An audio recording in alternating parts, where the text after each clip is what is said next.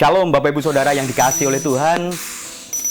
Tanggal 14 Oktober 2017, kira-kira 3 tahun yang lalu, hari itu saya ingat, hari Sabtu. Saya dari Salatiga, setelah semalaman perjalanan dari Bandung naik kereta, saya menuju GIA Kalipancur. Karena hari Minggu saya ada pelayanan bareng dengan anak-anak Pemasti, yaitu Persekutuan Mahasiswa Teologia Gereja Isa Al-Masih. Sebuah persekutuan dari kader-kader GIA yang saat itu saya bina. Dalam perjalanan itu saya kehilangan dompet beserta isinya. Jumlah uang yang cukup lumayan. Ada SIM juga, kartu ATM, dan lain-lain. Hanya menyisakan uang yang ada di kantong yang hanya cukup buat persembahan di gereja. Untung masih ada tiket bis untuk pulang ke Bandung dan KTP, karena KTP ada di kantong tas. Belum sempat dimasukkan ke dompet setelah pemeriksaan ketika berangkat dari Bandung ke Semarang naik kereta api. Menghadapi kejadian ini, saya tidak menjadi panik.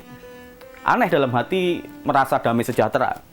Ada sebuah percakapan batin dengan Tuhan. Tenanglah, ini saatnya kamu mengandalkan aku. Jika kamu kehilangan, jangan juga sampai hilang sukacitamu. Itulah percakapan batin yang terjadi.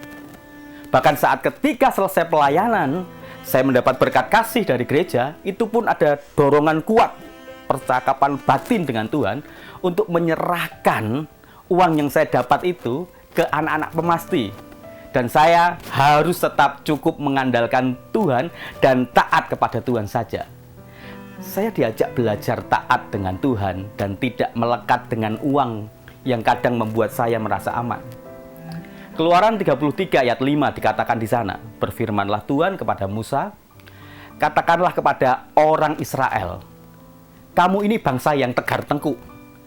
Jika aku berjalan di tengah-tengahmu, sesaat pun tentulah aku akan membinasakan kamu. Oleh sebab itu, tanggalkanlah perhiasanmu, maka aku akan melihat apa yang akan kulakukan kepadamu. Ini adalah kisah di mana Tuhan berjanji menyertai umat Israel dalam perjalanan dari Mesir ke Kanaan, sebuah tempat yang berlimpah susu dan madunya. Namun perjalanannya berat, selain alam yang berat sebagai ancaman, hewan berbahaya di padang gurun, serta ada suku-suku lain yang siap menyerang mereka. Penyertaan Tuhan itu tidak akan maksimal ketika mereka tidak taat kepada Tuhan. Dan jangan mengandalkan yang lain, termasuk harta mereka. Perintah Tuhan untuk menanggalkan perhiasan yang mereka pakai adalah sebuah simbol untuk mengandalkan dan taat kepada Tuhan. Jangan andalkan dan melekat dengan hartamu. Matius 6 ayat 21 dikatakan, karena di mana hartamu berada, di situ juga hatimu berada. Harta kekayaan memang dibutuhkan dalam hidup. Harta kekayaan seperti uang dan perhiasan merupakan sarana untuk memenuhi kebutuhan dan keinginan kita. Tidak lebih, tidak kurang. Harta itu sarana, bukan tujuan hidup. Tujuan hidup kita adalah Tuhan yang kekal. Oleh karena itu, arahkanlah selalu pikiran kita kepada Tuhan. Mari kita berdoa. Ya Tuhan, kami rindu hidup kami hanya melekat dan taat kepadamu. Kami tahu Tuhan, apa yang kami miliki sekarang adalah anugerah Tuhan. Maka buat kami, jangan salah fokus. Fokus kami hanya kepadamu. Ketika kami diberkati, kami mengucap syukur kepadamu Tuhan. Dan ketika kami mengalami masa sulit, izinkan kami tetap mengucap syukur. Karena kami rindu mengucap syukur di dalam segala hal. Apa yang kami miliki, apa yang kami punyai adalah pemberian Tuhan yang sewaktu-waktu bisa Tuhan ambil.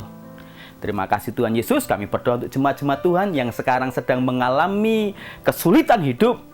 Buat mereka tetap teguh dan percaya taat kepadamu. Terima kasih Tuhan, hanya di dalam namamu kami berdoa. Haleluya. Amin.